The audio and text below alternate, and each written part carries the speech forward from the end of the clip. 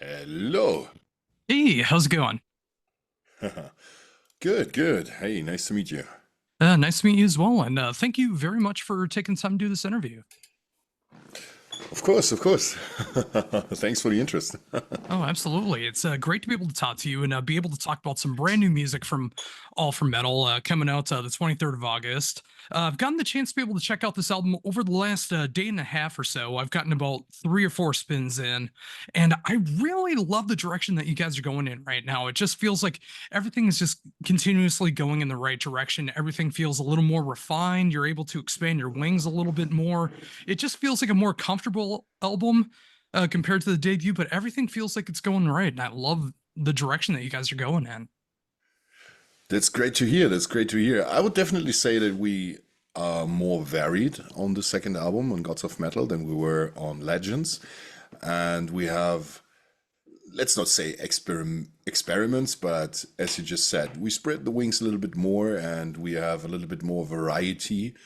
Not just your pump your fist, join us in singing the chorus songs, but some stuff that's a little bit more in your face and also even more laid back stuff, which I really like. Was that an intentional thing to go into the second album like that, or did it just come out naturally like that? Yeah, it was a pretty natural process, to be honest. It took us a while to sort everything out, and the only direction that we really had was we have this kind of world building, this lore behind everything, and we wanted to go into like Far Eastern lands. We knew, okay, it's going to be the Year of the Dragon.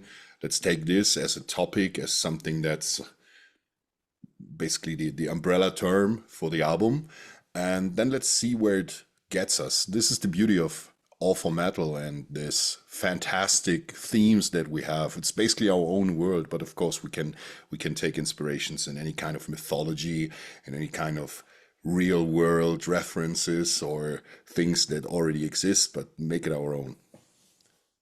Yeah, and I love that so much. Like the more that I was listening to the album and like really being able to decipher the lyrics and being able to like really comprehend everything that's going on, the more the story was coming through, and I was being able to appreciate more of everything that was going on. And uh, again, when you have such a great backdrop to be able to either do like ballads or full on power metal double bass assaults on songs, it's just like it's great that it can be so varied but so cohesive. Yeah, exactly. I mean, we can talk about a couple of the songs, for example, because I guess people are going to be curious. For now, they only know Gods of Metal and Valkyries in the Sky, which are, to be honest, not like the representatives of the album as an average, but there really is no average theme. That's the point I was trying to get across. Like the next single and the next song that's going to come out is going to be Way of the Samurai, and I think this one just kicks ass, and it's a song that people will love that love some faster power metal. Dragon Force comes to mind if I think about that, and it's just way more fun and more aggressive. But also we have a song coming up, for example, Path of the Brave, which is just beautiful. I think that's the word to describe it. And it's just one of the songs that you really, really have to feel. I don't know if everyone is going to be in the right mood when listening to the album the first time, but I know that there's going to be a day when someone who actually takes the time to listen thoroughly through the songs will feel like, okay, now I need Path of the Brave. Yeah, and I love that so much. And thinking about like there being like a average representative for the album, the more that I listen to it, I don't think there is, and I think that's what really gets my interest for the album, because especially the first time, I had no idea what to expect. Like those are my favorite kind of albums where I go into it and it's not like I already know what direction they're going to be going in. I already know what this is going to sound like. It's like a full musical adventure to me, and I appreciate that so much. Yeah, thank you. I guess this is kind of what we were aiming for to have people wondering about the second album, since I feel Legend was pretty coherent, self-contained, and now we just start to expand. Yeah, and it just goes in so many different directions like that as well. Like, I mean, there's so much in like the genres that have been explored so far that you can explore so much. And also when you decide to do some covers as well too, it's just like you're able to put your own spin onto these and make them your own. And it's so cool to see that as well. Like, how did that come about? Yeah, we thought about what can we do to basically bridge the time between albums, and of course you can always put out a lot of songs, and we really discussed because sometimes if a band is covering songs or is mainly focusing on doing that, it feels like they don't have anything to say themselves, which I really don't like in a way. I mean, I can appreciate a cover if it's well done and if it puts a spin on something, but some bands really emphasize on just doing that. And so we had a lot of discussions about it. But then it was like, okay, well, there's the anniversary coming up for Rock You Like a Hurricane. And if we do it, let's really make it different than the original is.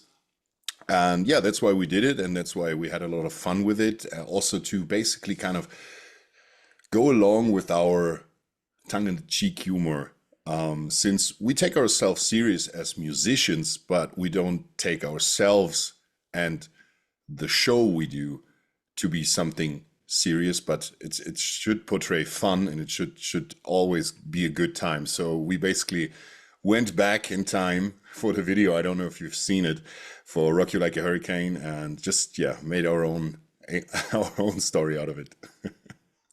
Yeah, and I appreciate that so much. And yeah, I was going to bring that up later, but talking about like the work ethic in the band, like when I listen to you guys, like it puts a smile on my face. And it's just like it can be over the top, it can have all these themes, but it's just it puts a smile on my face, and it doesn't make me feel demeaning or in any way, shape, or form. I can tell how much work ethic is going on between the entire band and everyone that's helping to create the album behind the scenes. It's just like when you put in that kind of effort and you can still make it fun and put smiles on people's faces, I think it's going in the right direction. Yeah, hopefully. I mean, we are a live band. We are a show. We are more than a performing band. Definitely, I feel that people who pay for tickets, who go to shows nowadays, they want to be entertained. They want more than just a band playing their songs, which is a given that you should do that. And this is really where our strength lies, in bringing something pretty unique, if it comes to the metal world, to the stage to put on a show. And this is what I really hope that the people will get from the album, that they feel, okay, there's a lot of energy. Now I need to see them live. Because, yeah, as I said, this is where we really shine. Yeah, and I imagine that as well too. Like the more that I have been listening to the album, like the more that I'm like so curious about like song A or song B being incorporated into the live sets and what could work and what kind of imagery would go along with it, because these songs deserve that proper live promotion. And when you can back that up with a great time, being able to see a fun set and everyone getting into it, I mean that is the right direction to go into. And I'm glad to see that the live show matters that much. Oh, yeah, definitely. We actually went overboard. We bought so many things for our production that we rarely can even use. Like, we, as a relatively new band, I mean, we are only on stage now for a year. We already have some fire stuff. We have sparks. We have a lot of props, and we have a lot of stuff that's not easy to fit on stage. But we prepare to look big, because this is what we aimed for from day one, basically. So All for Metal was never founded with the intention of like, yeah, let's see what we can do, and let's just have some water droplets here and there. But we want to have the full on stream. We want to have the waterfall basically, and just bring the action. And so from day one on, we try to make it big and look big, maybe bigger than we are. But this is just the effort, the extra effort that you put into everything basically. And that's what's going to bring a repeat audience every time that you continue to do shows and touring and whatever the case may be. Like if you make that kind of fun show, people are going to want to come back and see that, even during the same album cycle or during the next release. I mean, every time that you can up yourselves like that, that's always a great thing. Yeah, we try. We'll try. So thinking about that, I mean, like, how hard is that to be able to put things together like that, especially with the different types of stages that you'd be playing on? You know, whether it's the summer festival circuit or playing in clubs. I mean, like, how much do you have to scale up or scale down when you're putting things together like that? Well, we are pretty we are pretty much able to adapt to any circumstance. The thing that is our strength is basically the show with the people. Because I mean, we are 8 performers on stage. We have 6 musicians, 2 singers, 2 guitars, bass, drums, and of course 2 dancers that complement everything. So it really depends on what we can bring or can't bring. Usually, the compromise that we can do, for example, what we've had in the past also on tour, that the dancers were really outside on stage or even in the photo pit, basically on extra risers so people could see them performing there. And with all the stuff that we have, yeah, we just try to accommodate. You know, we find a way.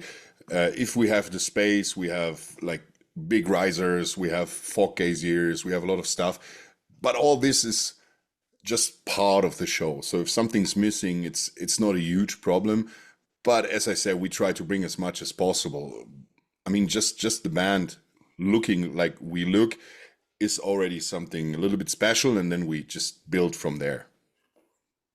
And speaking of that, being able to build it up like that, of course, one of the main components is a really fun set list to be able to play, you know, from start to finish, making sure that everything flows together. That way, you're not just doing all the heavy stuff first or all the slower stuff at the end. You know, it's just like you want to be able to mix it up and have as much fun on stage as it is being in the audience. Like, what's it like putting the set list together?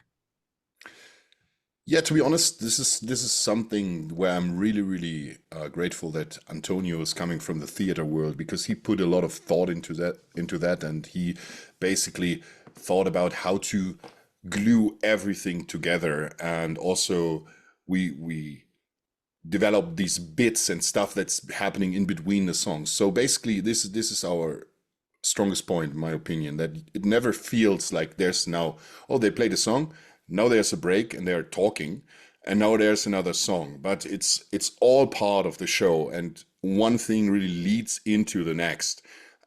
We have a couple of songs that we basically play right after the other, but then this is meant to be like that. Now you get some music in your face. Okay, well now and the next one is like something comedic, something fun, you know, to just guide you over. And yeah, that's something that's important, as I just said, for the people, and something you really have to put energy into. I've seen a lot of bands that are really good musicians, especially in metal. You have a lot of very able instrumentalists, you know, great guitarists, crazy drummers, absolutely astonishing guys on vocals, whatever they do, whatever technique they do. But then you watch the band and you feel like, meh. I could have just listened to the album at home and it would not have been any different experience wise. And this is something kind of, for me at least, eye-opening, because you have this and then you have bands that are really on top of the business. And whatever band you think of that's really right up here, it's an experience. It's they bring something that is more than just the music. It's more than just the sum of its parts. Whatever band that might be, if it's whatever, Iron Maiden, Metallica, like the really big names, Amon Amarth in death metal, like they have all that stuff happening around them. Sometimes they have fighters, they have the drum riser that's like a Viking Hornet helmet. All this stuff. They have the big Viking ship coming up, the Jormungandr going around the stage, stuff like that. So everything that happens with a purpose and brings something, adds something to the experience. As I said, not just listening to the music, and maybe even the musicians police, you know, like they played that better on the album. That's not important, you know. Yeah, and I think there is that important trade-off as well too. I mean, like there are those bands that are just extremely technical and they can do things on the fretboard or on the drum kit that others would never be able to do. But if you got someone who's just like doing like basic power chords and doing simple four on the floor drum beats, and they have a great stage show, a lot more people are going to remember the latter than the former, unless you're really into the instruments. And it's just like you can really pick that apart, like you were talking about. And it's like, oh, they screwed up that arpeggio, they screwed up that blast beat. Unless you're that kind of person, you want to be able to have that fun experience. And again, it's just like it really sounds like the band just continues to keep thinking about this and making sure that everything goes in the right direction. And I gotta imagine the preparation for all this takes a lot out of it too. Like, how does that come together? Like when you're putting everything together like that? Yeah, so basically what we do is we rehearse right before shows. We rent a rehearsal room because we are coming from all over the place. Like we have two people coming from Italy and even in Germany where most of us are located.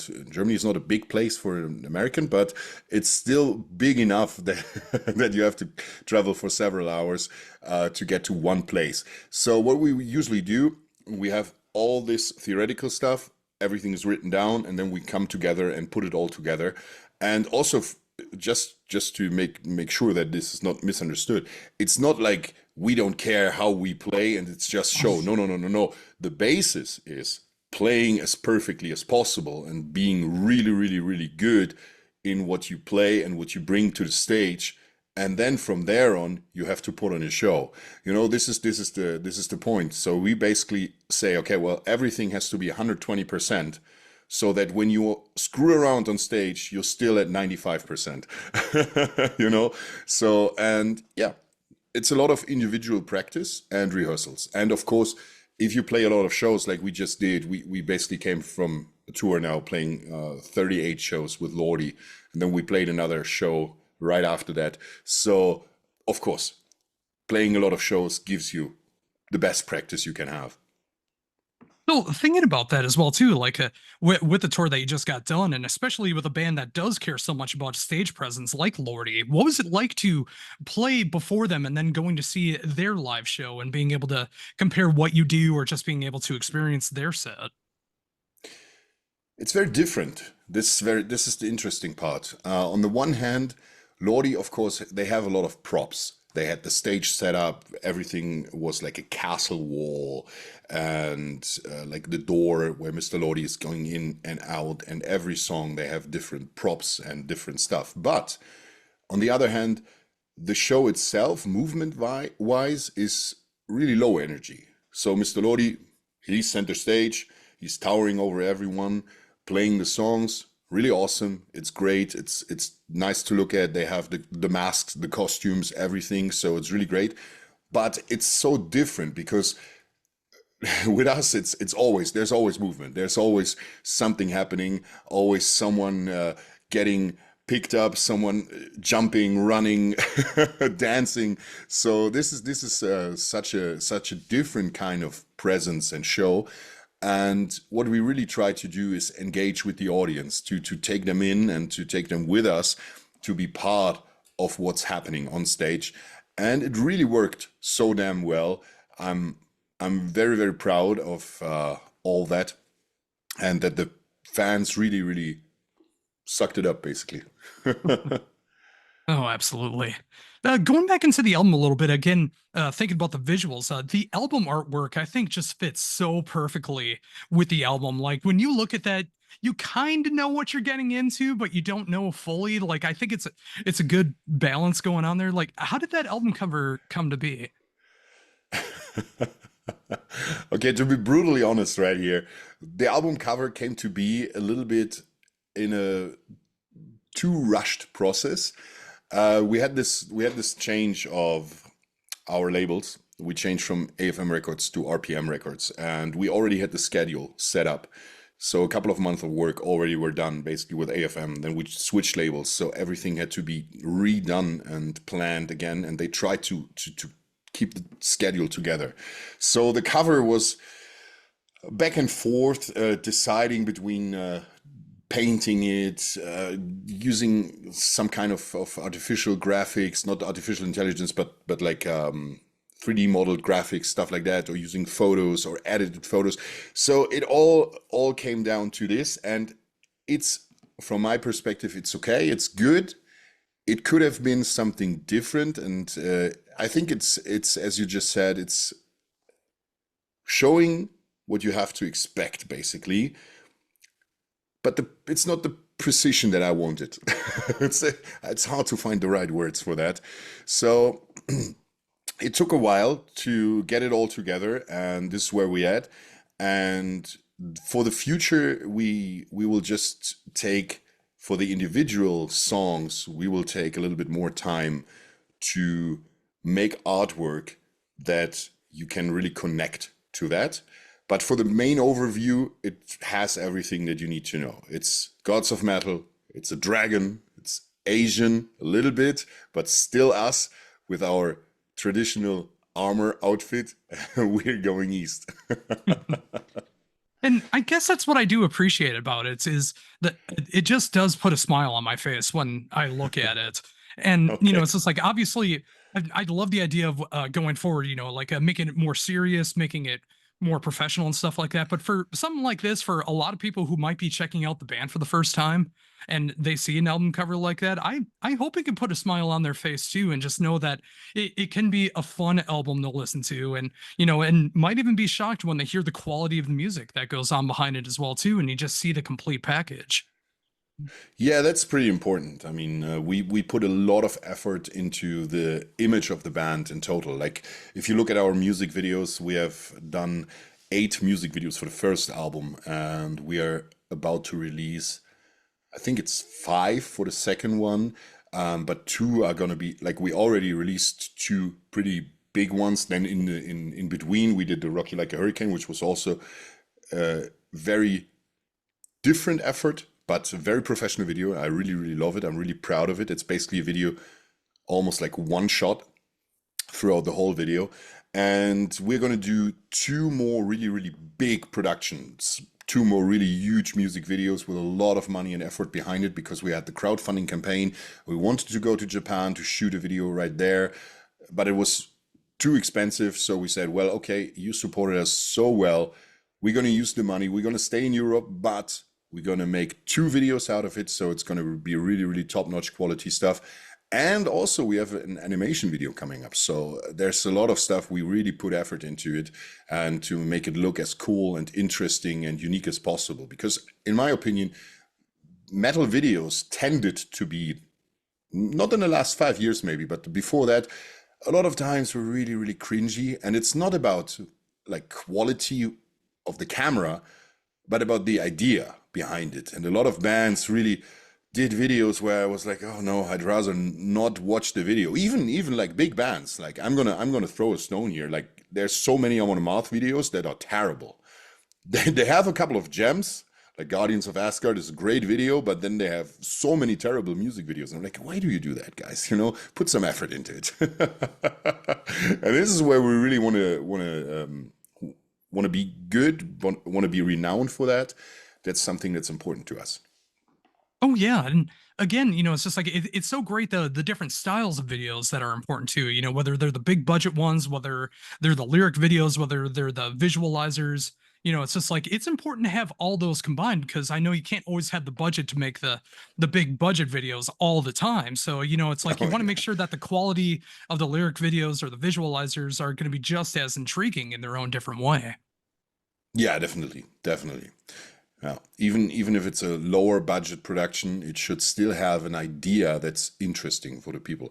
I mean, we just did that. I have another band. Sorry to bring it up now. It's all about all for metal, but my Viking death metal band. So basically, we had no budget for the videos, but we still tried to do something that's interesting to watch, and not just so you watch the first 7 seconds of the video and you know everything that's going to happen, which is sometimes a trap that people fall into. I kind of get why people do it, because the attention span nowadays is really short usually. So you have to show everything so people don't miss it. But I like a video that unfolds, that develops throughout. So, I mean, if I want to watch the music video, I'm going to watch the 3.5 minutes or 4 minutes or whatever. and not just click away after 10 seconds. Oh yeah, and I'm the same way when it comes to videos, and especially with albums as well. It's like I'm always going to be an album guy. I love listening from the beginning to the end, and I love knowing how it gets from the beginning to the end, whether it's completely thematic, whether it's just a great collections of songs, whatever it is, because sometimes my favorite song from a band will never be a single. Maybe it won't get played live, but I would never experience it if I never got to hear it on the album. So I always find it important to be able to check out every song on there and see the different nuances.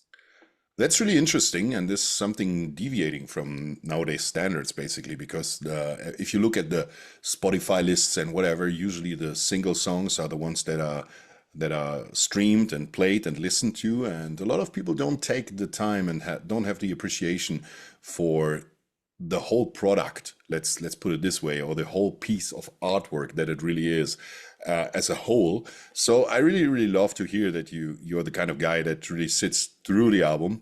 And let me ask you, so what are some of your favorites? What's in your ear, ringing in your ear after the couple of listens you gave the album? Especially the Way of the Samurai. I love how that just comes in after Year of the Dragon. I think that just like kicks so full in as well. Just a really great one on there. And of course, when monsters roar, that's another one that's I thoroughly enjoy. And I'm not Awesome. sure if I'm supposed to talk about this, but I imagine I can because it's on the album. But the way that it ends with "Who Wants to Live Forever," I think is just a fantastic way to be able to end the album. I was not expecting that, and I did not see that when I was looking through the track listing. So when that hit and I saw the version that came through there, I just loved it. And again, it's like being able to go through the entire album. There are those moments like that, and I can't say it enough. I appreciate it so much.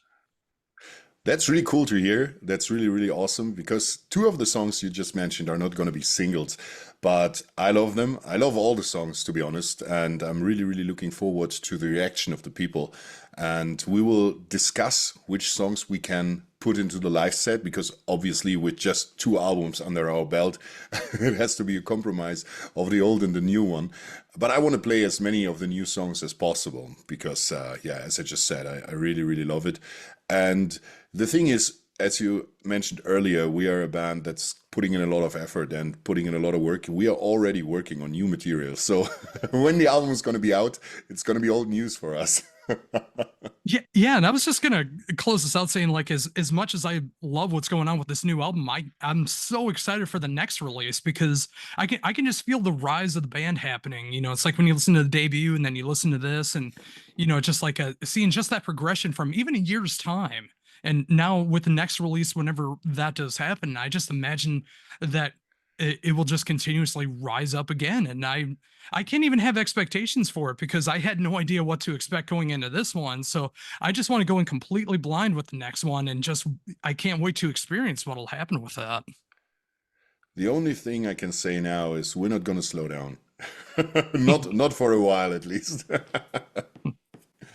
Oh, awesome. That makes me so happy to hear. And I can just tell how much that you really do love this as well, too. Like seeing everything going in the right direction, being able to play these awesome tours like a band like Lo- Lordy, being able to play all the upcoming stuff, or I imagine that'll happen for the next album release cycle, being able to do all the touring and hitting places that you haven't played before. And of course, continuously working on new material, which will always inspire the live show and inspire the set list and what'll happen on the stage. Like it all comes together and everything's going in the right track for All From Metal. And I appreciate it when a band cares that much about it. And I appreciate you being able to take the time to be able to talk to me about all of it, really getting into the inner workings of the band and helping me get even more appreciation for the band and the album and the albums as well. Because the more that I'm learning about it, the more that I can appreciate it from both sides. And I thank you so much for that. Yeah, awesome. Thank you for your interest, definitely. Of course, it's always great to talk about the music, about the art, and to get the word out there. So, to anyone listening, checking in, make sure to listen to the whole album. And if you like it, share it, stream it, buy it, and visit a live show. That's going to be even better.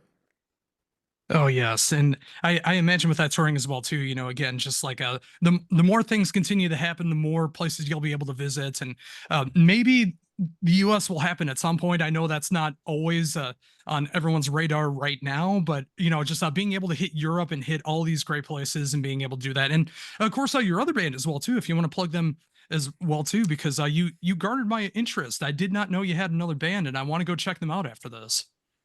Yeah, please do so. My band is called Asenblut, which is blood of the Aesir. It's Viking death metal.